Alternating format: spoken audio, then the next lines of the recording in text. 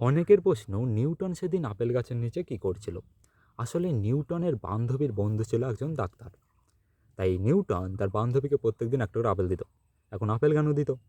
কারণ নিউটনের মাতৃভাষা ছিল ইংরাজি। আর সেখানে একটা প্রবাদ বাক্য আছে, an Apple a day keeps the doctor away. এর মানে হলো অনেকটা এরকম যে প্রত্যেক দিন একটা করে আপেল খেলে আর ডাক্তারের কাছে যাওয়া লাগে না। তাই নিউটন মনে করতো, সে যদি তার বান্ধবীকে প্রত্যেক দিন একটা করে ফ্রেশ আপেল খাওয়ায়, তাহলে হয়তো সে আর তার ডাক্তার বন্ধুর কাছে যাবে না বা তার থেকে দূরে থাকবে। তাই নিউটন কী করেছিল, তার বান্ধবীকে ফ্রেশ আপেল খাওয়ানোর জন্য একটা বড় আপেল বাগান তৈরি করেছিল। কিন্তু হঠাৎ একদিন নিউটনের বান্ধবী নিউটনকে ছেড়ে চলে গেল। তখন নিউটন পড়ে গেল ডিপ্রেশনে। এখন সে আর একা একা কী করবে?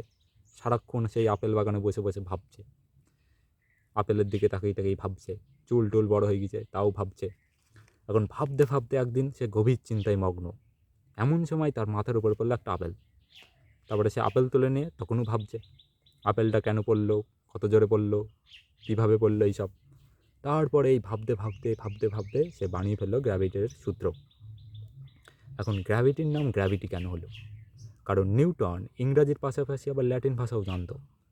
সেখানে একটা শব্দ আছে গ্র্যাভিটাস, যার মানে হলো অনেকটা এরকম আকর্ষণ, মর্যাদা, ভর এইসব। তাই নিউটন তার বান্ধবীর স্মৃতিতে এই সমস্ত ঘটনাটার নাম দেয় গ্র্যাভিটেশনাল ফোর্স, যার ছোট করে বলা যায় জিএফ। আবার ইংরাজি করলে এমন করা যায় যে গার্লফ্রেন্ড।